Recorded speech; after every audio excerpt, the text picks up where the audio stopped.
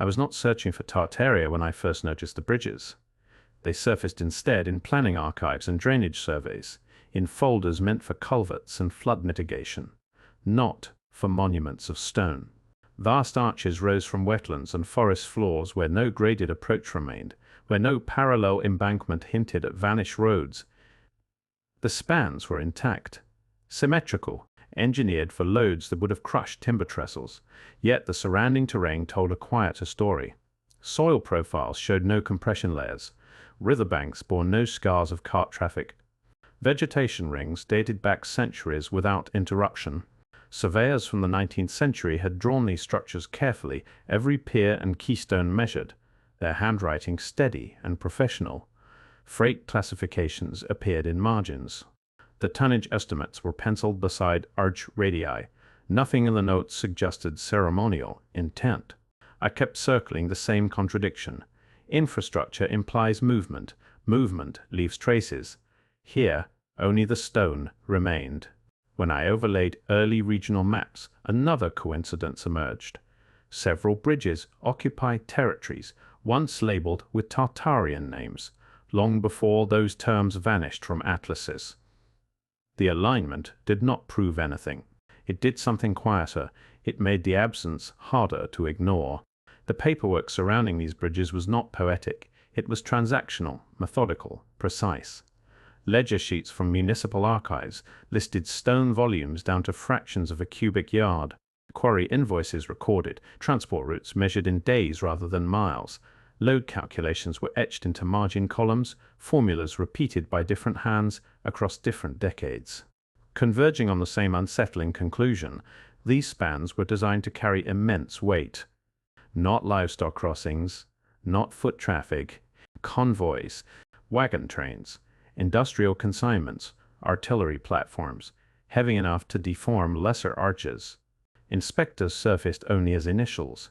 Municipal boards appeared through approval stamps that changed fonts but not language. Draftsmen signed with looping flourishes, their names recurring on unrelated projects hundreds of kilometers apart. Never accompanied by correspondence explaining strategic intent. Budgets rose sharply in districts whose census records showed sparse populations and limited trade. I laid the numbers beside settlement histories and waited for alignment. It never came. The cost curves suggested centralized coordination. The manpower estimates implied mobilization beyond rural capacity. Stone sourcing required administrative authority that frontier towns simply did not possess. When I expanded the dataset, another pattern began to emerge. Similar tolerances appeared in bridge records from distant river basins. Different currencies, different alphabets, identical engineering assumptions. It was not proof. It was repetition, and repetition has weight. The more the figures multiplied, the less provincial these structures felt, and the harder it became to treat them as local curiosities rather than components of something far wider, quietly embedded in paperwork that no longer remembered why it had been written. Maps should stabilize with time. That assumption sits quietly beneath every archive I have ever opened. Roads are added, rivers corrected, settlements migrate from penciled speculation into inked permanence. What I found around these bridges moved in the opposite direction. Early atlases treated the spans with reverence. Engraved stone arches rose crisply from riverbanks shaded with careful hatching. Soundings were marked, current directions annotated. The bridges were not decorative flourishes. They were measured. The land around them was not. Trade routes dissolved into dotted lines before reaching either side. Wagon paths faded into blank parchment. Where approaches should have thickened across additions, they thinned instead, retreating toward margins, like hesitant afterthoughts. Military surveys reproduced the piers with obsessive fidelity, while leaving entire floodplains conspicuously unlabeled. I traced the hands responsible through marginal initials and plate numbers. Engravers changed. Survey Corps rotated. Printing houses closed and reopened under new banners. The omissions persisted. One revision removed a bridge entirely while preserving the river bend it had crossed. Another left the structure floating between two unconnected shorelines, its scale unchanged, its context erased. Later editions retained the arch but stripped the annotation that once explained its width. No commentary followed. No errata sheets survived. The pattern did not read as vandalism. It read as maintenance. The same tidy logic appeared again and again. Preserve the stone. Simplify the surroundings. Compress the anomaly until it could sit quietly inside conventional geography. I began stacking transparencies across decades, watching roads dissolve while arches remained anchored to fixed coordinates. The effect was cumulative rather than dramatic, an erosion of narrative rather than a strike through ink. If cartography records what societies think matters, then something about these bridges had slowly become inconvenient to describe, even while remaining too large to omit entirely. Silence, in this context, did not arrive suddenly. It arrived through revision. Stone does not lie easily. It records intention in angles and tolerances long after names fade from payroll books.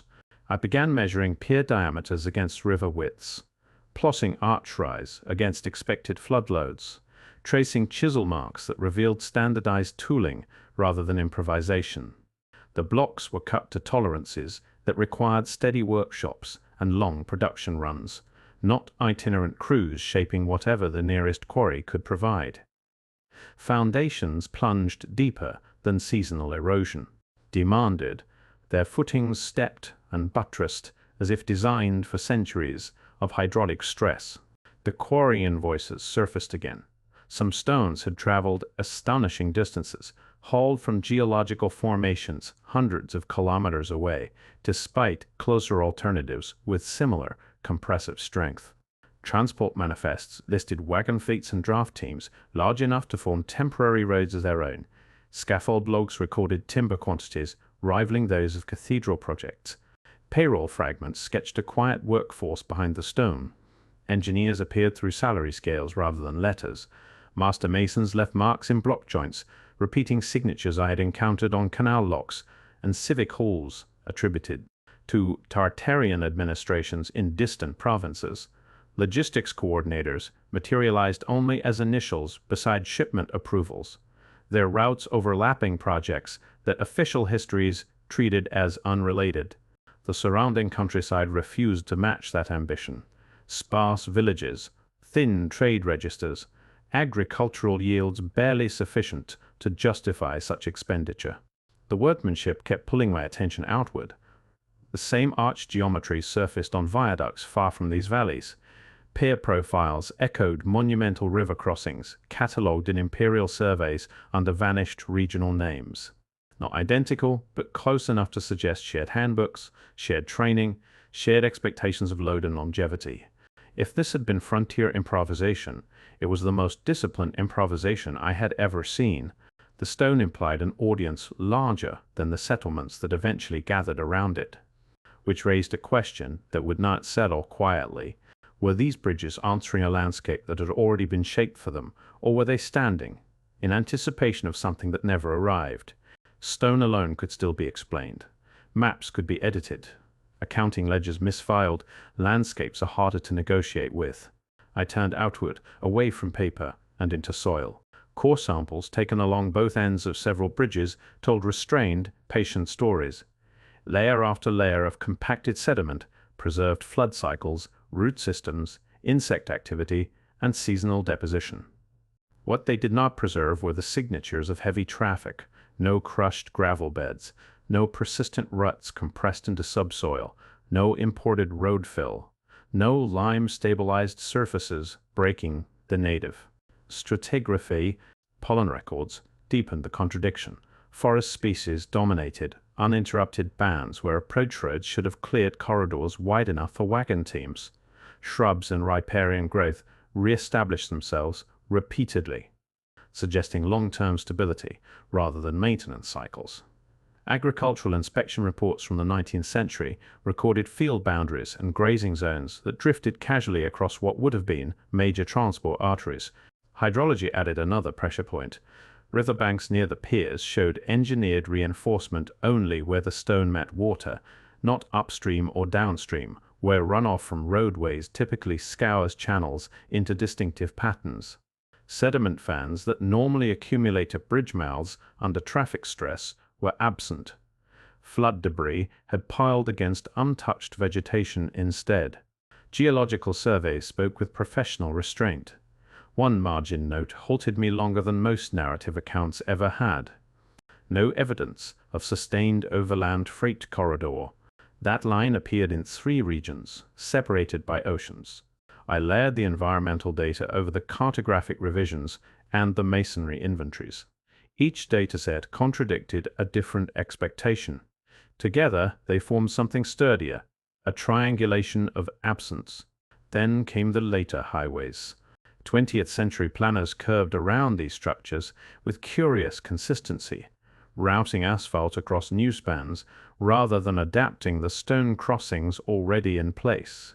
Engineering memos cited floodplain complexity, alignment inefficiencies, maintenance unknowns, practical language, reasonable language.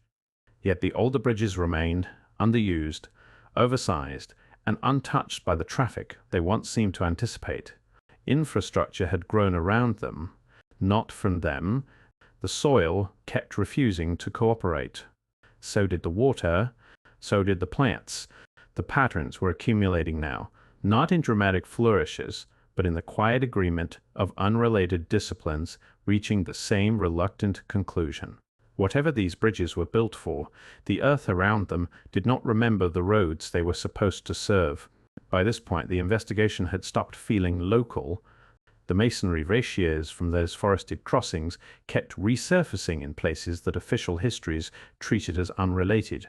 Canal locks catalogued under 19th century imperial reforms, viaducts recorded as provincial upgrades after border redrawings, monumental river spans that entered registries only after being folded into newer administrative units.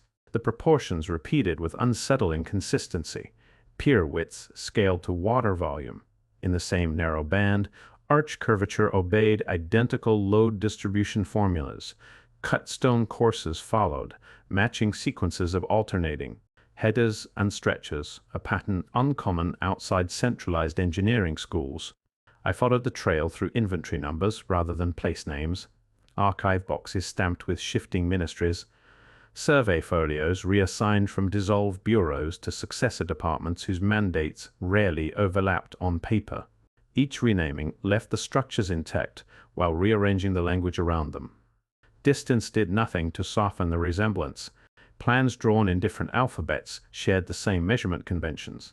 Canal profiles from former frontier zones echoed the same stone tolerances as river crossings buried in European valleys. Even scaffold diagrams preserved identical spacing between uprights, as if drafted from a circulating handbook that no longer appeared in official curricula. The pattern tightened when overlaid with the maps that had quietly lost their roads. Structures endured, context shifted. In some cases, the bridges acquired new identities entirely. A freight viaduct became a pedestrian monument. A canal aqueduct was reclassified as ornamental landscaping. Military crossings re-entered, ledgers as civic heritage projects, stripped of any hint that they had once anchored, the transport networks of unknown scale. The documents never acknowledged continuity. They practiced inheritance without acknowledgement, absorbing older stone into newer jurisdictions while sanding down the reasons it had been built that way in the first place. When I compared the dates, reorganizations clustered suspiciously close to periods of border revision and ministry consolidation. States dissolved, provinces merged, registries were rewritten. The bridges remained, refiled under new headings, their technical DNA unchanged. Local anomalies had begun to arrange themselves into something larger, not proof, a system. The earlier contradictions were no longer standing alone. They were lining up across continents, speaking through stone tolerances, ledger formats, and institutional habits that survived even when names did not. The investigation had crossed a threshold. It was no longer asking why one bridge stood without a road. It was beginning to ask how many such structures had been folded quietly into new histories without ever being reintroduced on their own terms. By now, the investigation had drifted out of forests and riverbanks and into offices. Not dramatic offices, municipal stacks, climate-controlled repositories, permit counters staffed by people whose job was to ensure continuity, not disruption. Renovation files surfaced first: stone cleaning programs, repointing schedules, flood reinforcement grants, structural retrofits funded decades apart under different ministries, each one meticulously itemized: mortar composition, crane rental, temporary scaffolding, environmental compliance. What they did not include was historical purpose. The files treated the bridges as inherited objects, not questions. No section asked why such load ratings existed in locations that never supported corresponding trade volumes. No contextual essays accompanied the engineering reports. Heritage boards classified the structures as protected assets, while declining to classify their origins beyond vague date ranges and generic regional attributions. Inquiry trails bent inward. Requests for foundational surveys triggered cross-references to earlier registries. Those registries, redirected to successor departments, created after administrative consolidations. Each handoff produced another file number, another accession stamp, another polite acknowledgement that the relevant materials were either pending digitization, stored off-site, or governed by legacy archival frameworks that no longer had custodians assigned. When questions appeared in margins, they stopped abruptly. See prior assessment. Refer to historical commission. No record retained. The clerks did not argue. They processed. Ministries did not deny. They deferred. The silence had a shake to it, procedural and efficient, built from routing forms rather than shredded documents. Renovations moved forward without controversy, budgets renewed, safety certifications updated. The stone was cared for. The story was not. Patterns from earlier chapters slipped neatly into this new environment. Maps had simplified. Ledgers had normalized. Now institutions maintained the structures while allowing their origins to dissolve into bureaucratic sediment. Neglect, repeated long enough, began to resemble policy. By the time an inquiry reached a terminal node, it rarely ended in refusal. It ended in loops, a system designed to preserve infrastructure while allowing explanation to evaporate. Standing in those stacks, watching requests circulate through departments that no longer remembered inheriting them, I felt the investigation tighten. Not with confrontation, with resignation. The bridges were not being hidden. They were being maintained into irrelevance. And that distinction felt far more durable. The next layer of inquiry did not begin with stone or paper. It began with people, population registers, parish lists, tax assessments, agricultural output reports, provincial trade summaries compiled with the unglamorous patience of clerks who never expected their tables to be questioned. Centuries later, I started mapping settlement density outward from several bridges, decade by decade, following the same logic any 19th century planner would have used before authorizing a major crossing. Freight volume requires producers. Producers require labor. Labor leaves signatures in census columns, grain tallies, customs duties, livestock counts. Those signatures were thin. Villages within a day's travel rarely exceeded a few hundred residents. Market towns showed modest circulation, dominated by subsistence goods rather than heavy cargo. Blacksmith inventories listed farm implements, not axle replacements for constant wagon convoys. Wharf manifests downstream recorded seasonal barges, not sustained industrial throughput. The numbers refused to scale upward. Provincial accountants appeared only as initials beneath ledgers. Census enumerators surfaced as column headings and revision dates. Their work was methodical, their handwriting consistent. No margin notes suggested uncertainty. What unsettled me was how stable those patterns remained before and after the bridges were completed. No population surge followed construction, no explosion of trade corridors, no satellite settlements clustered at the approaches. In some cases, the communities shrank during the very decades the structures were being reinforced and maintained. I began layering this demographic absence over everything that had come before. Stonework rated for massive loads, maps that drew spans without roads, environmental strata untouched by traffic, archives that preserved maintenance while dissolving explanation. Now the human record failed to cooperate as well. It felt less like a single miscalculation and more like a persistent mismatch between infrastructure and society. As databases from other regions entered the comparison, the unease deepened. Similar discrepancies surfaced near bridges, separated by oceans and empires, repeating the same quiet arithmetic. The question forming was no longer about who authorized these projects. It was about whom they had been built for. By the time the investigation reached published histories, the tone of the record had changed. Plaques appeared at bridgeheads, describing ceremonial crossings, commemorative arches, symbolic gateways between provinces that had never supported significant exchange. Municipal brochures spoke of triumphal construction campaigns without naming the industries they supposedly served. Academic footnotes cited earlier local histories, which in turn referenced still earlier gazetteers, each iteration smoothing uncertainty into tradition. The chronology was backwards. None of these narratives originated at the moment of construction. They surfaced decades later, often coinciding with restoration projects or heritage reclassification programs. Stone repairs triggered new explanatory language, map revisions generated fresh labels, tourist routes demanded captions. Curatorial committees entered the paper trail through meeting minutes and signage approvals. Planning offices contributed language about aesthetic significance and regional identity.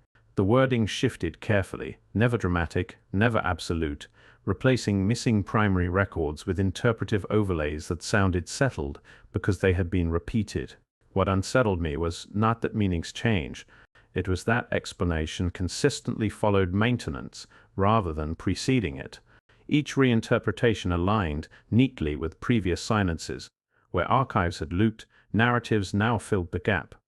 Where engineering files avoided purpose, symbolism arrived to occupy the vacancy. I kept tracing the sequence: construction, centuries of quiet, upkeep, administrative normalization. Only then, stories. The pattern did not announce intention, it suggested adaptation. Institutions responding to inherited structures by giving them roles that fit contemporary landscapes, contemporary traffic, contemporary memory. Standing inside those footnotes, watching conjecture harden into heritage language, the unease sharpened. Reinterpretation was not evidence of erasure, but it was something else entirely. It was what happened after the original context had already gone missing. By the end, the investigation no longer moved outward. It folded inward. Engineering specifications sat beside population tables. Quarry manifests rested against pollen cores. Arch curvature overlapped census columns. Restoration budgets echoed, erased, map plates. Each discipline had been approached cautiously, one at a time, insulated from conclusion. Together they formed a shape that resisted containment. Bridges rated for loads that never arrived. Settlements too small to justify their expense. Road scars that refused to appear. Atlases that drew spans while letting corridors fade. Archives that preserved maintenance while abandoning origin. Later narratives that stepped in only after the context was gone. Nothing in that accumulation pointed to a single decision or a single authority. No document announced a vanished empire. No decree ordered memory revised. What persisted instead was infrastructure without a surrounding system. Monumental objects stranded inside landscapes that never evolved to meet them. I kept returning to the same quiet contradiction. Transportation networks normally grow outward from necessity. Trails widen, ruts deepen, villages cluster, tax bases expand, maps thicken with lines. Here, the stone had arrived first. Everything else hesitated. Across regions and centuries, the same imbalance appeared. Not identical bridges, but identical logic gaps. Massive spans treated as inheritances, administrations stepping carefully around unanswered questions. Landscapes refusing to confess to sustained traffic, human records staying stubbornly modest. The pattern did not demand a story, it demanded restraint, because the most unsettling feature was not mystery, it was durability. These bridges still stand, inspected, repointed, certified for safety, absorbed into modern infrastructure that curves politely around them rather than through them, functional monuments to a transport logic whose surrounding network never fully surfaced in surviving records. I found myself assembling the same materials again and again, hoping one column would tilt the structure back toward convention. It never did, and once every discipline had been allowed to speak, the remaining questions arranged themselves without invitation. Why build for loads that history cannot supply? Why maintain what no record explains? Why do institutional systems preserve stone more faithfully than memory? Why do these crossings exist at all? The investigation does not close with revelation. It closes with persistence, with bridges that continue to span rivers and valleys long after the traffic they seem designed for failed to appear, and with an infrastructure question still standing, heavy with possibility, waiting patiently inside the landscape for a history capable of carrying its weight.